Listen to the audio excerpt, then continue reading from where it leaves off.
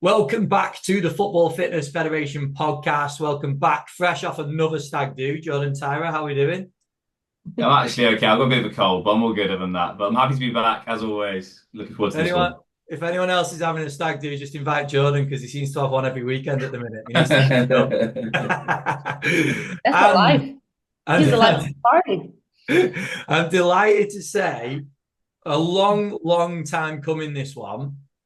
Evie's been on the podcast 3 times before, but it's been 4 years since our last episode, which is mental. Evie, welcome back to the podcast. Thanks, Ben. Thanks so much for bringing me back. I'm excited to catch up I properly. know.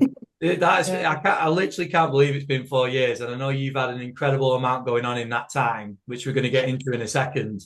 And there'll be a lot of lessons, I'm sure, for the listeners in that period as well.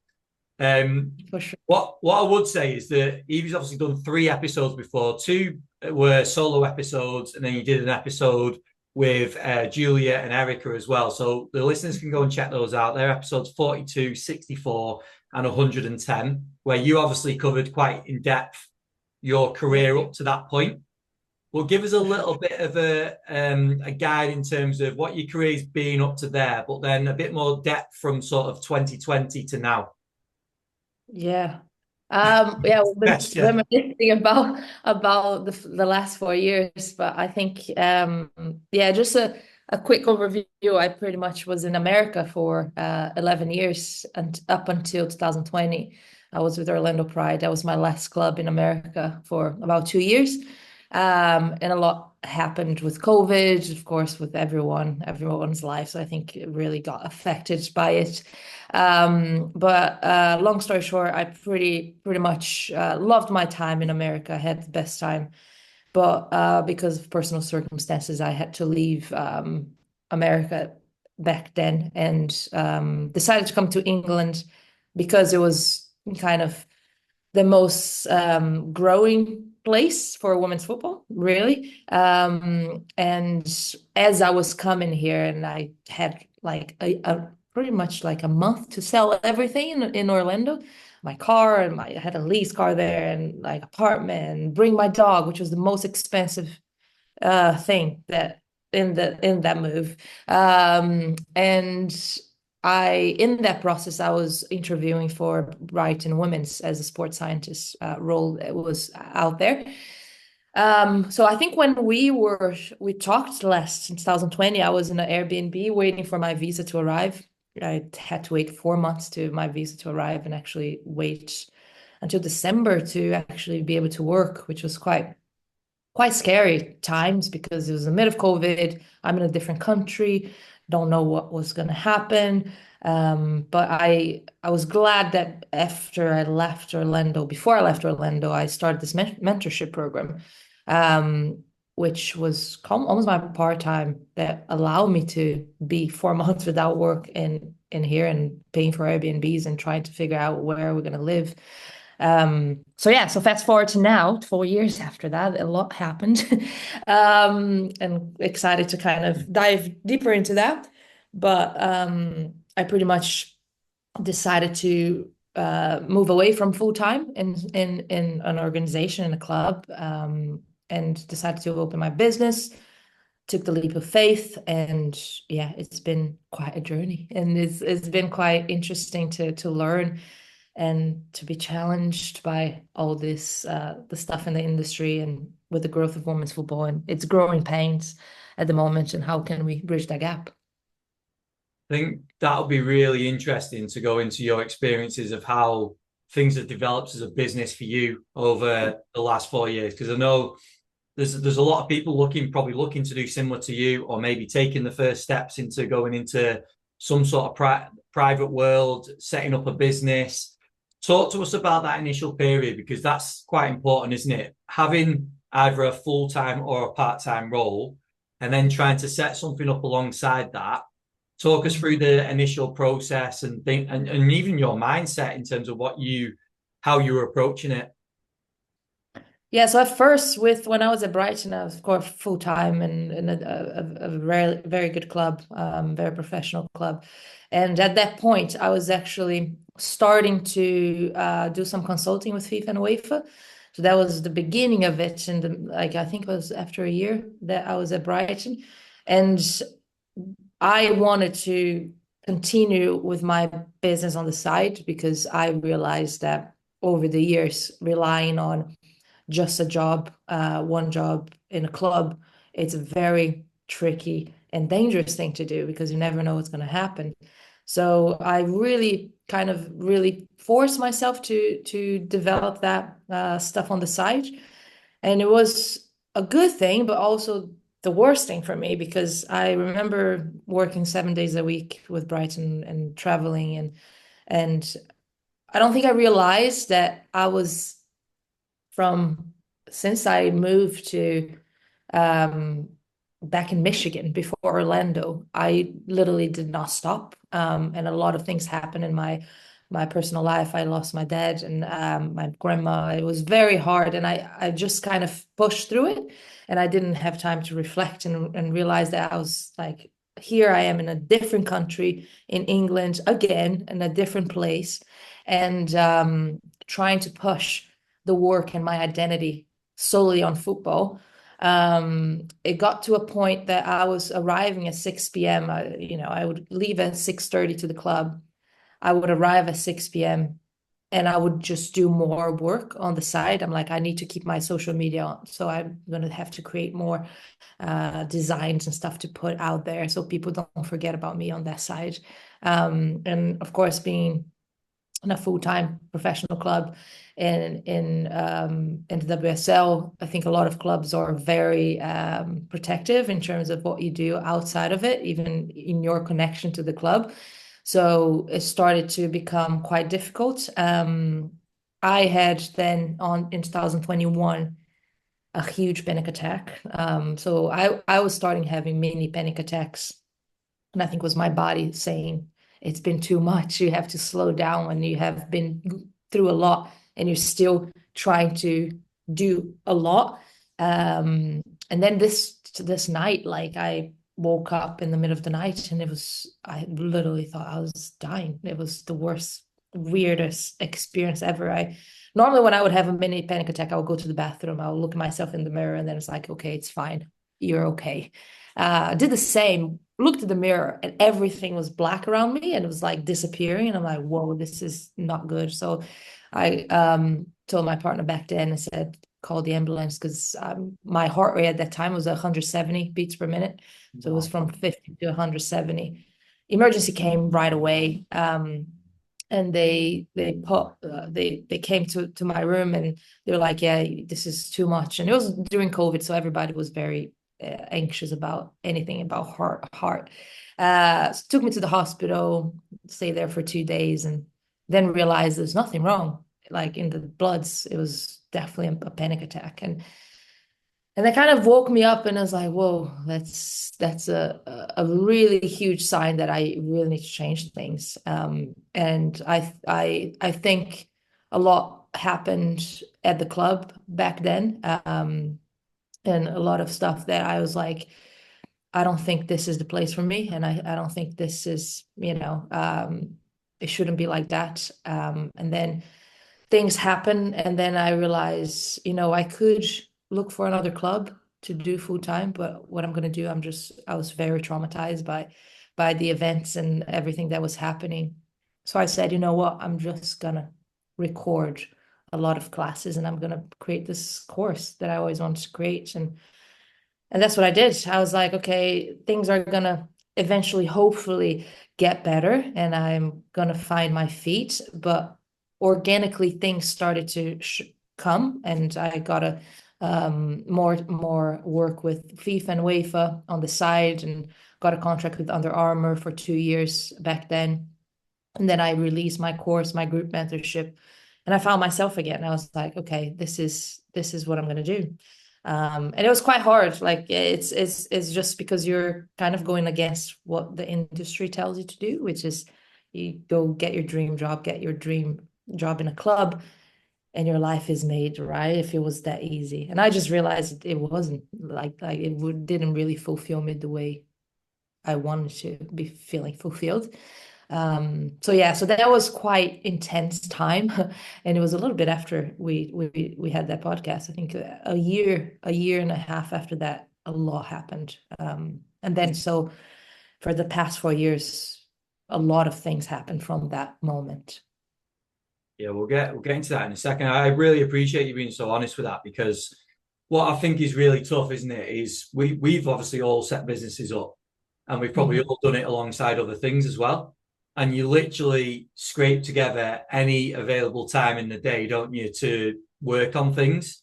So you get your work done or whatever that is, but then you literally find any minute, any spare 5 minutes that you can to build it. And I think that's an important time for a business. But at the same time, like you just mentioned, if that goes on too much or that intensity stays so high, that's a really it's a red flag, isn't it? That we've only got so much capacity that we can give to something. Jordan, Yeah. what's your views on that? Because obviously you've done this probably most recently, especially out of me and you. So what's your sort of views and experiences with that? Yeah, I think again I echo what Ben just said there, even in terms of being so open and honest about that, because I think that'll resonate with a lot of practitioners. I reckon most practitioners in football have experienced burnout or got to the end and just burnt the candle at both sides too much, sort of thing. I certainly have, and I remember exactly when that happened. Fortunately, not quite as something serious as yourself, but yeah, something where you kind of had that moment. You go, "Oh, this is quite serious right now," and then all of a sudden you reevaluate and you reflect. So I think a lot of people need to be aware of this sort of stuff as well. I think it's really important. There's loads of stuff you can dive into on that. People getting into the industry. Need to know that you have got to respect your body a little bit. Like we can't you can't do it all 24/7 guns blazing. Your body will break down a little bit. So I think they're really important points in there for people getting into the industry, people who are currently in the industry as well, knowing that some people might be they might be at a club right now and they might be thinking similar to yourself, well, actually, is this my future? Am I going to stay here a long time? Let's try and start a company. I think it's really wise that we hopefully share those words there that says, obviously it's an amazing thing we've done. I think all three of us will say, yeah, best thing we've ever done, or we're so glad we did it. But at the same time, it's not a walk in the park. So like, I genuinely have a good think about it. So, but also what's important with that is it shows what you just said there shows that there are many opportunities, and they don't just belong in a club. And again, I think you hit the nail on the head in terms of the industry kind of tells you, go get educated in sports science, strength and conditioning, physiotherapy, whatever it might be, sports therapy, etc. Get a job at the football club, and you spend 20, 30 years in a football club. And again, we know a lot of practitioners who have done that, and hats off to them because they're fantastic. But we know a lot of people who have done sort of similar to us, where 5, 10 years in the industry, and then right, how can we use all that experience and knowledge and guide that maybe into a private setting or in business or mentorships or courses and things like that. So I think this is brilliant. That what you just said there is so like important for people to realize that it's not just get a job at a football club and stay there. There's multiple ways, and I think that's really important. We can help the wider sporting community. It might be grassroots players, it might be grassroots coaches, it might be elite coaches, it might be professional coaches and things like that. But there's definitely different ways in which that experience in pro sport can then benefit wider audience as well. And I think everything you've said there in terms of the courses, the mentorship programs, that's a brilliant example of how you can do that. So yeah, fantastic. Yeah. Yeah, I was actually talking to a player, a former player of mine, who's I'm actually bringing into my high performance summit that I'm doing, and we're talking about as a player perspective is similar. So like you have players that in the women's game needs to find another job on top of football. And I think as a practitioner, as a player, I think it's important not only for financially sustainability and stuff like that, but also to remove our identities too much with an organization, with a club, with a sport. So being able to have something on the side. To have something on the side, a plan B, to be able to really get away of that. My identity is this club. My identity is football. Because once something happens with that, what is it like that you are? outside of that. So I think not only for practitioners, but for players also to do that. And they need the support, and we all need the support of clubs and stuff like that. And I think what I've learned is to almost kind of be brave to build my own terms when I want to get a contract with people. I say, great, I'm very excited to do this, but these are my terms. And for me to be able to do this job, I have to be able to also continue doing my other flexible project, have flexibility to do my other projects. And a lot of people will support you through that. And if they don't support you, it might not be the place for you. And that's how I think we as practitioners, it's a two-way thing. Like when we're applying for jobs, we need to be able to know that that job is good for us too. And I think as a young practitioner, sometimes because we lack that experience and credibility, we just go with the first one that we see, which is fine because we learn by resilience in the challenges that some jobs offer us. But at the same time, I think we need to think about that part too. You mentioned a key word there, and that was brave, or being bravery, essentially. And that's essentially what you've done here, isn't it? In this part of your career. And I agree with what you just said there, that when you're earlier on in your career, you can't really go in demanding certain money or whatever when you've got no experience. It is a case of picking up any experience you can, probably working longer hours that you want to work in that initial period. But when you get to a stage like yourself, you're like, listen, I've got experience now. Without having a big ego and all the rest of it, I know what I can do. I know the impact I can have with players. I've got confidence behind what I do. Then you can start to dictate the terms a little bit more, which I fully agree with. One thing I wanted to touch on with yourself, Evie, which I've been super impressed with, is your growth around your, whether we call it personal brand or just you as a practitioner. What people probably see you as now in terms of mentor, high performance coach, this has all been created from probably the last 4 or 5 years, that work that you've done since that point that you mentioned. So how much of that was planned in terms of creating the course, running mentorships, getting the work, and like you said, dictating terms of this is how much I want to work, this is how much I want to earn, and all the rest of it? Or has it been a case of, right, let's set off on this journey and see where we go? Yeah.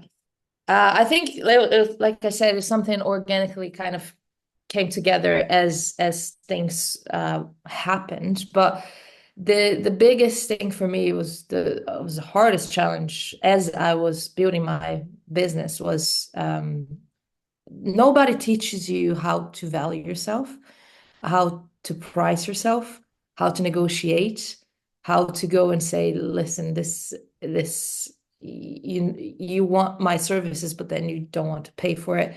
And kind of having that very huge disconnect, or I think it would be more of like a conflict inside of me that says, how much do I do it for free? How much do I actually say, this is like, it's my value. I've worked so hard to get to the point that I am. And being a female coach, sometimes you have to be a little bit more brave in terms of saying like, listen, like you probably are paying me this amount, but for someone with probably less experience and is a male, you might be paying 5 times more.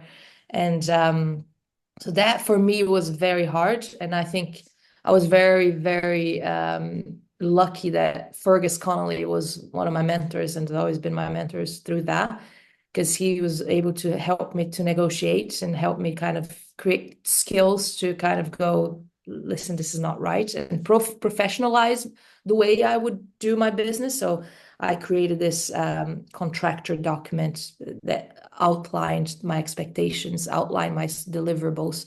And I think a lot of us as coaches, we don't have that because of our industry, we don't have those skills. But I think if you professionalize and you have your terms and you have your expectations and you're able to do that early on and say, listen, here is my services, but here's the list of things that you will get and my expectations, that helps with the negotiation part. And I wanted to be a role model for young coaches because through my mentorships, I had a lot of young coaches, and especially female coaches, that would really struggle with self-confidence and be able to really go and say, this is my value, this is what I believe in, this is, I think I'm worth this role, I'm going to apply for it, all that stuff. And everything that I was committing in terms of projects, I wanted to be able to diversify what I was doing as projects, to be able to really impact in all different areas of the game. So that's why, like, if you're just a coach in a team, as a young coach is great because there's so many new things that you're learning. You're learning how to, be on an MDT team. You're learning how to do rehab, all that stuff. But it gets to a point where it's almost, we almost plateau and you become comfortable. And that's why I was like, okay, I need to be able to motivate myself in all different kinds of ways. So that's why I love doing the other projects, because I'm like, okay, this project is great with WAFA because it's coach education, and I'll be able to really learn about the environment of coach education in ERA. The FIFA one is female health. I'm going to be working with the best experts to really develop myself in that area, so I can pass that knowledge on. And then we have a national team job, which allows me to still be on the pitch, which was very important for me because I need to be on the pitch. I need to do the practical thing, because I realized in the beginning I was on the computer all the time. I was doing work and remote work, and I'm a very social person. I need to be able to be with people and talk to people. So I was like, okay, I need to have at least one practical side on the pitch. And the other stuff was research and research development, which is new for me, but I really loved doing it. So I think it's almost kind of allow me to create that impact in all different areas and all different projects. So then I learned as I go. I developed myself as a coach, not only as a coach, but also as a leader, which I really needed to develop. And because I was not assertive, I was not confident a couple years ago. Didn't know how to establish boundaries at all. And then now, from now on, because I've had to learn how to be a little bit colder, and it's not colder, but it's like almost like thicker skin, because the environment is brutal. And I've been through very hard times, like with the Brazilian Federation when I was there, in terms of fighting for what was right for the staff and for players. And you almost feel like you're like by yourself in this journey sometimes. You have to be the annoying person that is trying to create change. So all that kind of gave me the tough skin now to kind of go, I'm going to pick this project if it aligns with my values. If it doesn't align with my values, I'm not going to get it, because it's not doing me a service or the people that I'm going to work with. So I think that's something that we have to go through as a coach, that you have to kind of really suffer, unfortunately, that you kind of go like learn through the hardest challenges. And I think sometimes young coaches now, they have a challenge in a club, they want to get out, or they go through something, they're like, oh, they're not treating me right, I'm leaving. So I think you have to be very, very change your perspective sometimes, in terms of like, I'm going to do this, it's going to be hard, but I know that's getting me the right tools for the next job that I'm going.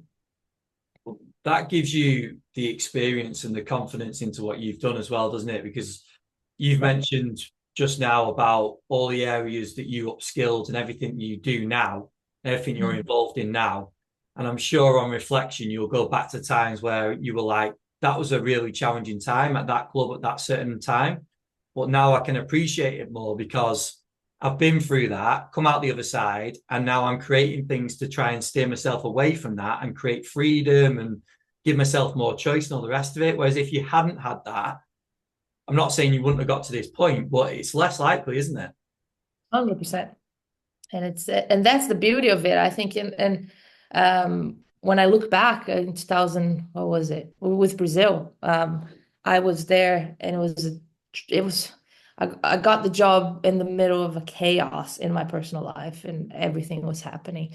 And I took it, and as soon as I got there, I'm like, whoa, that's my dream. Like representing my country at the world stage, and in preparation for the World Cup, which was my dream come true. Like as a player, didn't make it as a player, made it as a coach, and one of the most challenging times that in my career in terms of fighting for my value and fighting for even get paid on time and all that stuff, and like dealing with sometimes politics and how that affects your job as a coach, and knowing when to shut up, when to speak up. So all that, it was a really challenging time, because I was like, here I am living my dream, but I'm actually not being able to fulfill that dream, and like because I'm having to deal with all this shit on the side that actually is affecting my ability to be the best that I can. Um, so from that side of things, it really taught me a lot of skills, to the point that nowadays, before I used to trust everyone with all my heart. I'll give you my heart, and I'm like, fine, right? You can do it, professionally and personally. And now I'm like, I have to think twice, and I have to really be careful, like in terms of who I trust, or um, the expectations from a role perspective, and the things that I've suffered before in terms of getting paid and all that stuff that we had to deal with. But the problem with our industry, sometimes we accept things as they are, how much we get paid or how often we get paid, if we have a contract, if we don't have a contract. And that's a very dangerous place. And I think if you don't learn those skills to kind of how to be assertive and how to be saying, listen, this is not right, not for me, not for all the people involved. We need to change this. It gets tricky, because football is a brutal world. It's a very brutal world, and I think you kind of have to be brave and to develop those things. And sometimes you have to make decisions that you might not agree with, but it's for the better of the system as a whole, the ecosystem as a whole. So yeah, so that from that perspective has been very challenging. But again, if it wasn't for that, I wouldn't be the assertive person right now that kind of wants to create change and wants to kind of go against some of the archaic and traditional system that sometimes is embedded in all of us. I think the crazy thing about it is that people will look from the outside and be like, Evie's at a major tournament with national team. It must all be sunshine and rainbows and all the rest of it. It must just be easy, like just having fun when you're doing it. And I know there's a lot of positives to a role like that as well, but you're disclosing a lot of the real life situations that go on in positions as well, which is good for people to hear, to be prepared for. Just to sort of fast forward a little bit into your experiences as a mentor now, when you're getting these young coaches coming in, and probably more so young female coaches, because it's something me and Jordan have spoke about a lot. We've had a lot of coaches on the podcast that have talked about similar experiences as well. What would you say are some of the biggest struggles? Do you think it's more like you've mentioned on like the confidence, the backing yourself, the value in yourself, or is there another gap that you see that they need the most help with?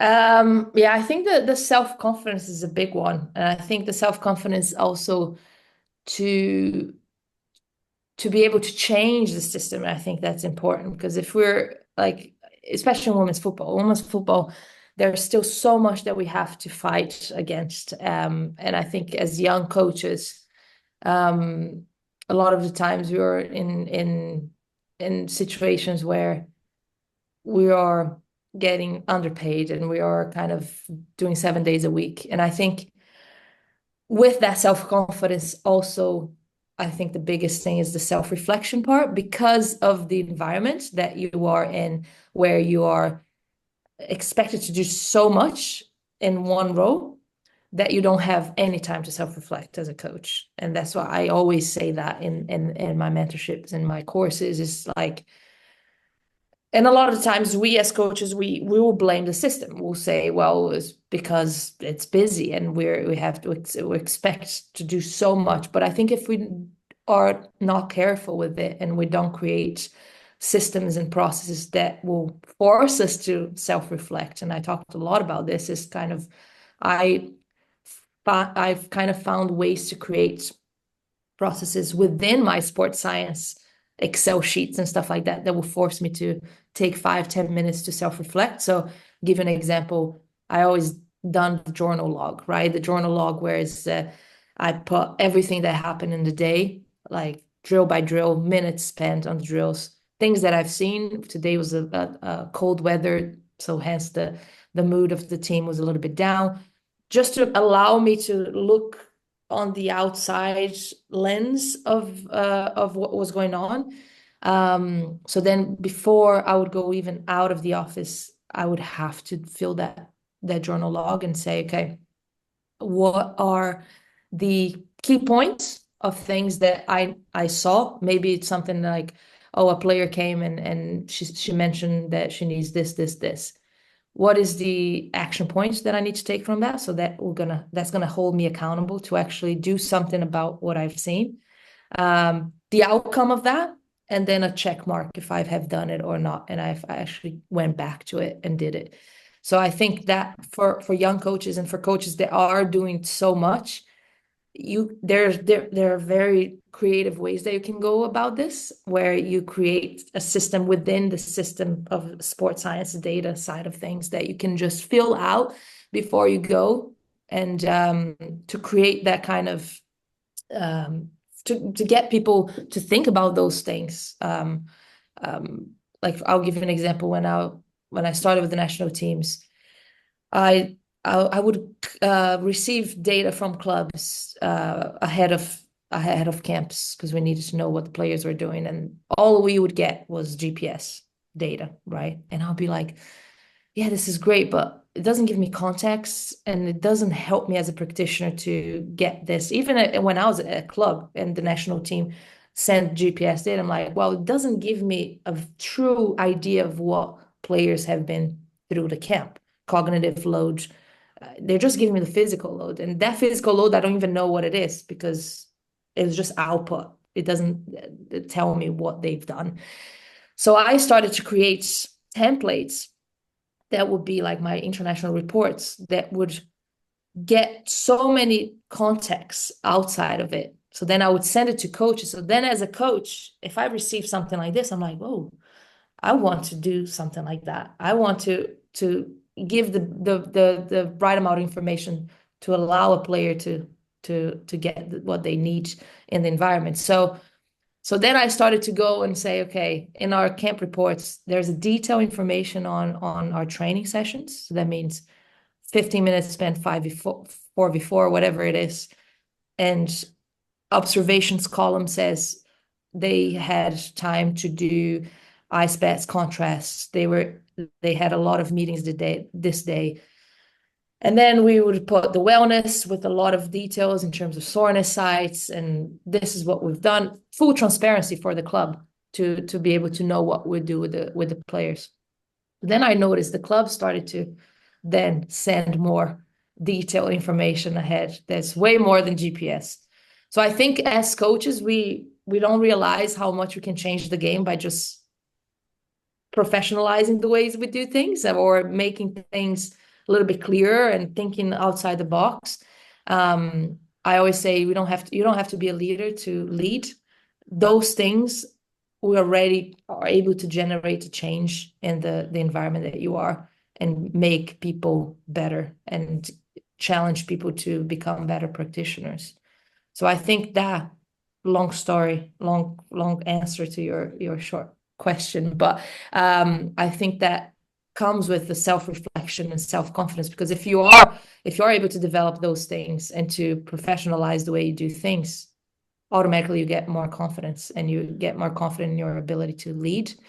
So I think we do need to keep pushing that coaches develop those self-reflection tools or ways to do things a little bit better, because it's very easy to just do the same thing over and over and get comfortable with it pretty much. Yeah, the time issue that coaches bring up, I don't have time for that, is like you say, it can be incorporated into what they're already doing. It's not, doesn't need to take hours, does it, to do these things? And if it does, you're probably thinking about it in the wrong way. Exactly. But no, I think that's massive for coaches. Jordan, I think just in terms of your experience from that, we've talked about young coaches and the areas that we feel like they probably need the most help with. And I know Evie sort of echoed some of it there. Well, that feedback between whether it's coach to coach or national team to club team, that just gives such a great context, doesn't it, to what's going on? Yeah, 100%. And I think, I can't remember which of the podcast it was, but I think from club to national team, there's sometimes frustrations. And I know I'm not going to name the national teams, but certainly some of the youth setups, the feedback you get is minimal.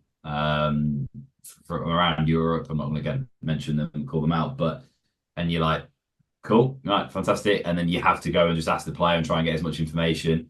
But then likewise, I'm very confident that, like you said there, Evie, clubs will be sending pretty minimal data to the national team, so it goes both ways. But I think what I took from that is it just shows the power of you taking the time to reflect, and how that has had a snowball effect on upskilling yourself and going, actually, this isn't enough. And then I'm going to make my practice better. I'm going to then share that practice with other people through my actions, direct to the national teams or to the clubs.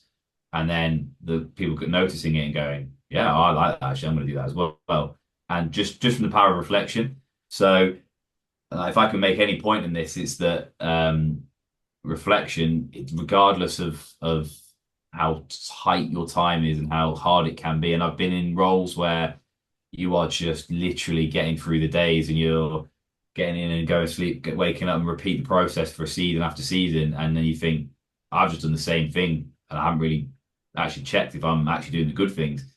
We've all been in those shoes, but if any message can just sink through and just chip away at, get that reflection practice into your own practice, and you will be surprised at the potential of the snowball effect that it might have around you. And I think even in an MDT environment as well, if you can include that in, say it's an MDT meeting, or say it's your sports science and medicine department meeting, if it's weekly, if it's monthly, it's whatever.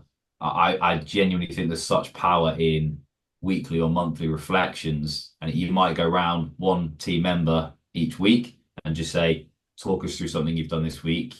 What went well, what went badly, and how would you improve in the future? And you might think, oh, do we need to, I've still got GPS reports to write, I still need to do this for this player, I need to go one-to-one rehab with them, whatever it might be. But you'd be surprised at the power that can have. And you add that up over a season, and then 2 seasons and 3 seasons, and all of a sudden you realize you're reflecting on most things you're doing and you are improving yourself a lot. So yeah, massively important again in terms of what you said there, Evie, because I know there'll be a lot of young practitioners who might be in their first or second role who are just going through the motions, spinning the plates, as we say, just trying to get through the days. And you'll probably get home and realize, I haven't actually thought about anything I've done today. I've just done it and got home. So yeah, massively important points there again. So yeah, thank you so much for sharing that sort of stuff. I think it's dead important for our industry. It does, like I say, it snowballs, doesn't it? Yeah, and I think we don't realize how much that impacts the success environment for that player. So Yeah. like I would say with Ireland, like most of the success in terms of creating an environment for players to thrive comes from our leadership, our head coach that understands the importance of the environment, but also all the clubs are so on top of things in terms of communicating us ahead and during in regards to players, that everybody knows what's going on with the player, not only from a physical standpoint, but from entire zoom out lens. And that helps tremendously within camp, like for them to thrive, because then we have the information, we can because the clubs are the ones that are with the player 100% of the time. We only have 10 days with them. So that full transparency, it really helps with that success in terms of the environment. And you said about debrief, Jordan, I think that's so important. We've always done a hot debrief from a player's perspective and a staff perspective after camps. So that a camp last year compared to a camp now, it evolved so much based on the ability for us to listen to the players and the staff and say, this didn't work quite well.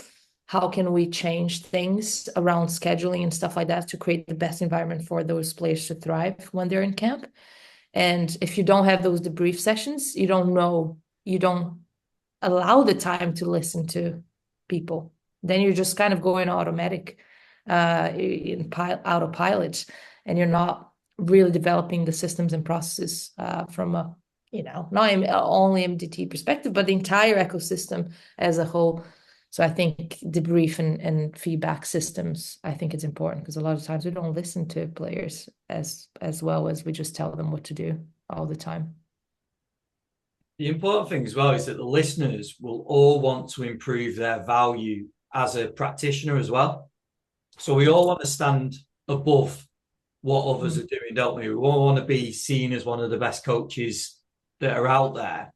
And we've talked again about qualifications, even experience. Now, people can sit on the level par, but doing this extra work that you've said and taking these few extra minutes and putting this little bit of extra effort in, that can be the stuff that can just nudge you above the rest, can't it? That if we've got a position available and we know that we're getting Evie in, we know the quality of what Evie is going to bring compared to somebody else because of the work you've done and again the growth of yourself as well and the reputation you've developed, and that's all come from doing these things along the way, which I think is really important, isn't it? 100%. And it's how you find your unique side of things. Like, how can you become unique? Because the truth of the matter is our industry is very saturated with a lot of coaches coming in every year. If you're not able to be unique and and that can be anything. You don't have to be the best sports scientist because you know every single book out there and you know every single research out there. If you're a coach that listens to your players and the players trust you to do what they need to do, then that's your uniqueness because you're more social, so everybody can find what their strength is and I think a lot of times we do have to kind of get away from, oh, I'm reading only sports science books, I'm just doing certifications in sports science or strength conditioning. It was when I started talking with people outside of the football industry that I started saying, oh, wow, actually, there's trends here from a football world that happens everywhere, but there's different ways to to professionalize. So like bringing that professionalism from like a corporate world where things are very structured, very organized to the football industry can only help. So, but that only happens if you are able to detach from that kind of bubble. And a lot of the times we're just going to workshops that it's only football science, all of that stuff. Or if you just read research on the same things over and over, then it becomes hard to develop yourself as a coach that it's unique, and you need to learn about human behavior. You need to learn how to deal with people to do the job that you want. I had so many players that would say, oh, that coach is amazing, very good, knows what they're doing, but can't really talk to anybody, can really, like, when you're around, you just don't even feel like you want to be around because it just tells you what to do. So that's why you need to listen to players. You need to listen to what players say and kind of always have ears about what's around you, because that's how you're going to get better. I think you made a great point there as well, Evie, in terms of listening to outside of football, because we've spoken a lot, and what hopefully the listeners, we've all worked in club football and we've loved our times there. It's a roller coaster. We know it's a roller coaster. It has real stressful times, has really amazing times. So we're not trying to slam working in clubs at all, but we have to acknowledge that sometimes it can be a little bit like the Wild Wild West, and regulations and things like that sometimes do get missed. But when you look at The only reason I say this is I was catching up with all my friends over the weekend, just gone. None of them work in football. None of them work in sport. They're all in corporate. They're all in, big companies with very structured HR programs and everything that's really, really structured around worker health and things. And sometimes I sit there and listen to them. I'm thinking, football is miles away from this. And I think that point you've made there about actually just taking ourselves away, looking at the wider world and going, actually, can we take a bit of that? Can we take a bit of that? And actually, yeah, we can, because if that's something which helps the coaches in football and they're better, more comfortable, more personable, happier when they go into work, then the players are going, yeah, they're on it. They're great fun to be around. And all of a sudden, again, it's that snowball effect. And I think such a good point. If we just keep our head down and just look in the football world and actually forget about what happens in the wider world and take some examples from different environments, we can get stuck in the motions a bit. So, yeah, very, very, very, very important point. But again, I just wanted to make that point that we're not slamming football all the time. We've all worked in clubs and we've loved our time there, but there are definitely things in club football, in the pro game, which still need to be improved. And certainly, like you said earlier, in the women's game as well, still definitely need to improve and a long way to catch up on the men's game. But there are things in outside of football worlds which we could definitely implement in terms of structures, in terms of, like I say, looking at ways we can help our coaches and our practitioners actually have some sort of regular debriefs and times to just recharge, because we will burn out if we don't, etc. Things like that, and it'll only improve the players. It will only improve. There's no downside of that. That a healthier, happier practitioner and coach equals healthier, happier, better performing players. It's not rocket science. So I think that's a great point, Eva. Really, really, yeah. 100%. No, brilliant. I think all the things that you've mentioned have been massively beneficial for the listeners. Just in terms of the value side of actually valuing yourself as a coach, because like you mentioned before, even the fact of I'm going in to do some work, knowing what to charge, we don't really know where to start, do we? No one's ever taught us that. No one's ever even showed us how to even start to consider that. And you get people that you get in for work, don't you? I've got someone in the house at the minute doing some work for me. He knows his value. He comes in and does his work. He tells me his value. But us as coaches, we don't know that. And I think that's super important. But I realise we've sort of chipped in at different places along your career path so far, Evie. But I want to speed up to present day, because I'm really intrigued to see what the company looks like now. So give us a little insight. You mentioned the High Performance Summit, that obviously the mentorship. Give us a little insight into everything that you've got going on current day. Yeah, so to be honest, the last 2 years was actually hard to dedicate time for the business itself, because I had so many outside projects, like with FIFA and UEFA, and then with Ireland the last year. And we just developed with our physio and our nutritionist and some people at the FAI, an amazing grassroots development for females in Ireland.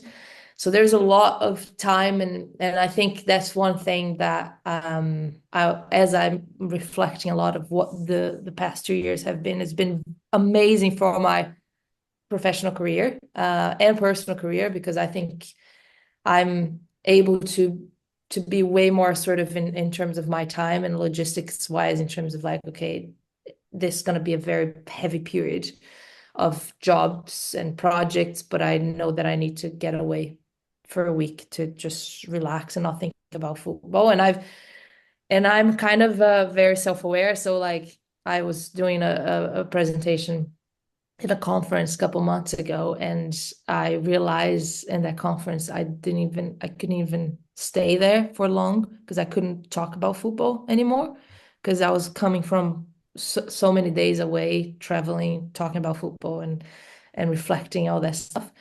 So that's when I'm trying to figure out a more sustainable way to do it, where I can still do all those projects, but also have the time and space. Because that's the only reason I open my own business, is to actually have time and space to do stuff. But we ended up kind of accepting so many things that you kind of deviate from that.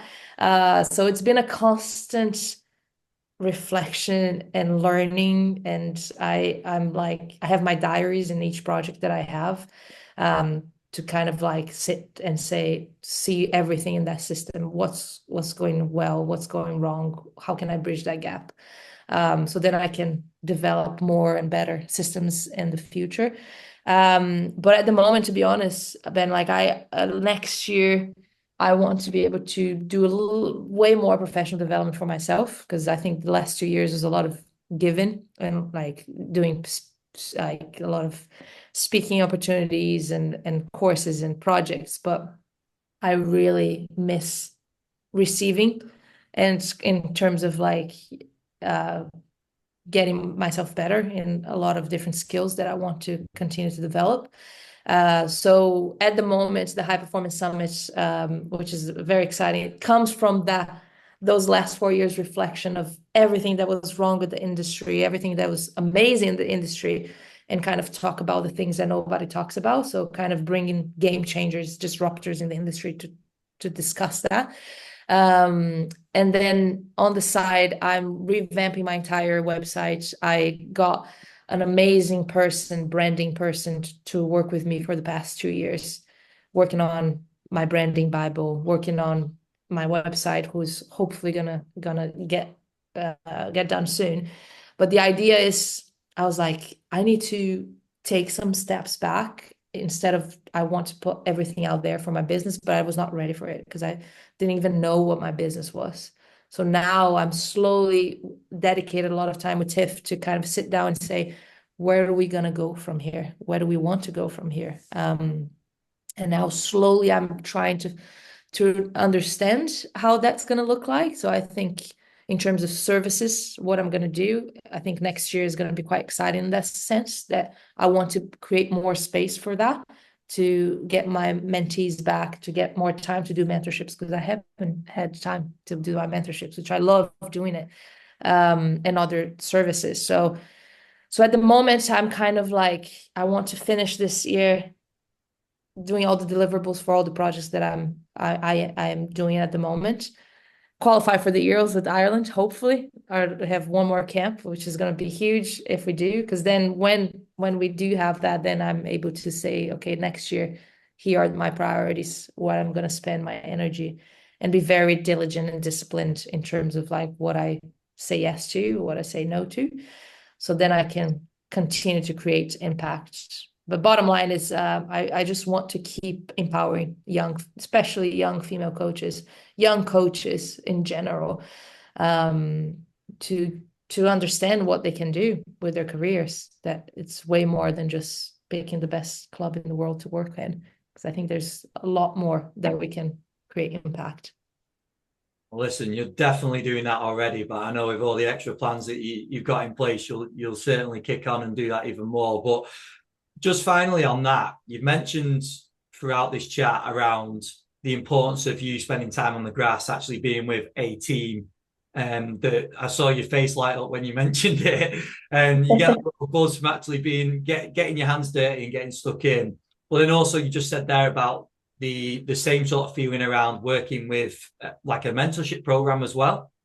How much do you consider for your future, being that, right, these are a couple of areas that I definitely need to have in my routine, and then there might be some others, and there might be some areas that you don't enjoy as much, but you might feel like you need to put that in place because it might be financially beneficial or whatever. Like, how do you see that forming your future and how you go forward? Yeah, I think the biggest thing that I want to keep doing it, and I think you have to be financially stable to do that, and that's where I'm like slowly building my business on that, is I want to be able to go to underdeveloped countries and kind of use this knowledge that I've been getting and I'm learning as I go, to for people to have access to it, that people that don't have access to it, that they can access that. But I think that type of work, it's more like a passion project, but in order for me to be able to do that, I have to financially like be sustainable. So I want to be able to be on the pitch to get coaches and kind of like just teach about the art of coaching and kind of develop and learn with each other. I think that's two-way process is so important for me that I want to be able to like see what happens in other environments and develop my own and keep perfecting my craft.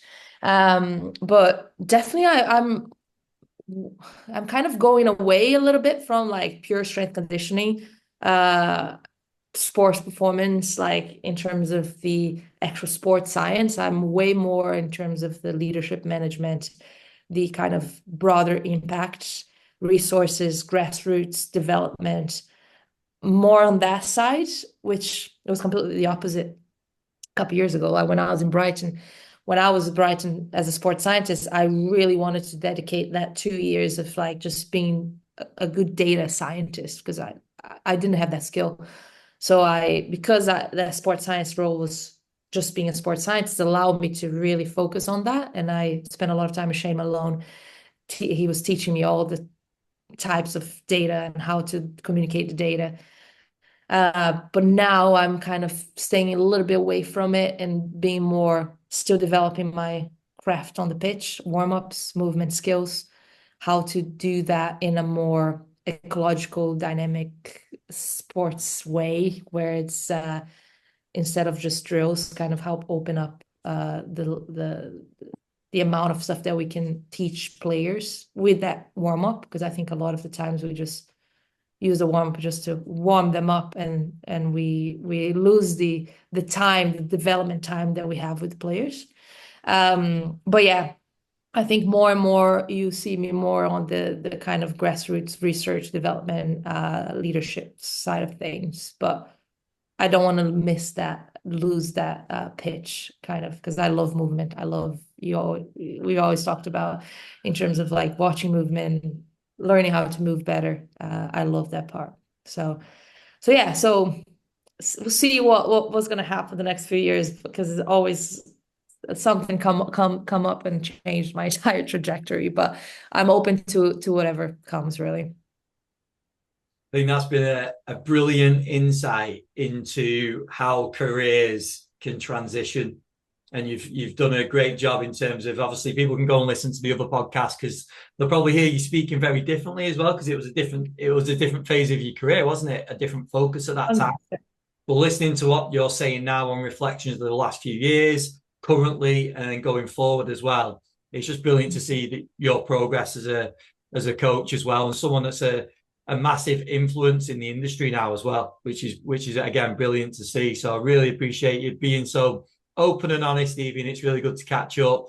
Just finish us up with places people can go to keep up to date, socials, website, where would you send people? Yeah, so at the moment, because my website is not done yet, but a lot of the stuff that I put is on Instagram and Evie Casagrande and LinkedIn. But I hope that my website is going to be done by the end of this month, so people can go there and see what I do, what my services are. But yeah, I really appreciate you, Ben and Doran. Thanks for your time, because it's quite cool to be able to have you to kind of follow my journey through, and I can go back in the first podcast and see how much growth and how much learnings I've been able to do through all the career. And it's nice to document that with your podcast, which is great. So yeah, I really appreciate it. Well, listen, it's not going to be 4 years again till your next appearance. And no, we've not got many other people that have got a match ball and got a hat trick. So that just shows. 100%. No, that I feel very special and honored. And don't worry, 4 years is too long. So we're going to have to change that. We'll catch up again soon. But Evie, thank you for your time. Really appreciate it. Thanks, guys. Cheers, Evie. It was far too long, Jordan, since that last episode with Evie, but it was really good to catch up, wasn't it? And like I said, on wrapping up, I thought it was a great insight into different chapters of a coach's career. Yeah, 100%. That literally was just a natural evolution or description of the evolution of a career in pro sport and beyond. Yeah, like again, so much to take away from that. Point I made in terms of that shows that there's more than just working at a club. Your career can go off in different directions. I think it showed the importance of mentorship, again, importance of reflection, again, and how reflection can lead into upskilling yourself and then hopefully upskilling others and snowballing and passing that on. Um, and just that actually the importance of taking time to understand our own worth and our own values and things like that. Because I love the point you said, like you said, you're getting your kitchen floor done at the minute. You know, the person comes in and says it's this much per hour. This is my value, and yet I think a lot of us is we suddenly took us out of a club environment and dropped us in. Is what we both face when we've started up our own companies. Where do we price ourselves? What are we worth? What what will people pay? We're a bit unsure, and I remember myself going through, would I pay that for me? And you have to kind of find yourself and realize actually no, we've got some real useful skills for a lot of people. So yeah, hell of a lot to take away from that. And again, big thank you to you for being so open and honest and explaining. You know, we go through some tough moments in pro sport, and sometimes health can take a knock from, like I said, burning the candle at both sides. And it sometimes, unfortunately, does take those moments to realize, oh, I need to make a change here. I can't keep doing this because my own health is suffering now. And it's funny that we prioritize athlete health over our own sometimes, that we would sometimes go, oh, players need rehabs, I need to be there for these players, this player, but we burn ourselves out to make sure that players are there. And it's like, well, hang on, if we apply the same principles that we would for an athlete in terms of overload and not doing too much, again, adequate recovery, adequate sleep, adequate nutrition, but then we ourselves are burning out and sleeping minimally and not eating enough and not eating enough good stuff. And it's like, oh yeah, funny how it works. So no, really, really great. Another great episode, and thanks for coming on. I think that one of the phrases that summed it up for me is where she said, knowing where to shut up and where to speak up. And I think that sort of underlines the fact of her transition as a coach, but then developing the confidence in yourself as well. So obviously when you first start coaching, you can't go out and start dictating terms and all the rest of it and my way or the highway sort of approach, because you've not got the experience to do it. And I'm not saying it's my way or the highway when you're experienced either, but you're developing philosophies, you're developing ways of working. And then everything, I think just around this episode, it's all around valuing yourself, both financially, but also where you fit within an organization as well, and whether that organization fits with you, which is something that Evie mentioned as well. Looking at a job and going, listen, this is a great opportunity, but does it fit with you at that time? And if it doesn't, it's having the confidence to go, actually, it's not for me at this period, and it could be at a different time. It might be better for somebody else. I think that's just a key takeaway from it. Everything around valuing yourself, building your own terms. It's exactly what obviously we've been through with developing companies in terms of creating flexibility, creating the sort of lifestyle that you want as well. But again, Evie made a great point that when you set up yourself, you start to take every opportunity because you're doing it for yourself as well. So there's also a fine balance there between, okay, I'm now in control of what I do, but if I just keep taking loads of things on, I'm finding myself in a similar situation, just working for myself. Yeah. So it's then having that reflection. And again, she mentioned the importance of reflection to say, what are my priorities now? And she just underlined it perfectly going forward as well. Her priorities are to upskill herself and not spend as much time giving. And I think once you know that, it's like, right, I know the things now that I can maybe pass on and the things that I prioritize. And it's just, I fully, an hour flew by, and that shows how much I enjoyed that chat with Evie and the catch up. And like I say, we're not going to leave it for 4 years again. Evie's a practitioner I've got massive respect for. She's built a brilliant personal brand, reputation as a coach, and I think she's only going to go from strength to strength as well. We didn't even get into the actual positions that she's had recently. I know she briefly mentioned it with the Brazil national team, with Ireland and all the rest of it as well. But we'll definitely get her back on soon, and I really appreciate her coming on. Yeah, 100%. And yeah, I think hit the nail on the head there. I don't need to add much more, but we could reflect on the episode itself for another 10 minutes probably. So that shows it was a good one. So happy days. 100%. Well, Jordan, thanks for your time, mate. And just everything, just final things for me for the listeners. Make sure to check out the sponsors, Rezzil, The Good Prep, and Hydro. And we'll be back next week for another episode. Cheers, Jordan. No worries. See you soon.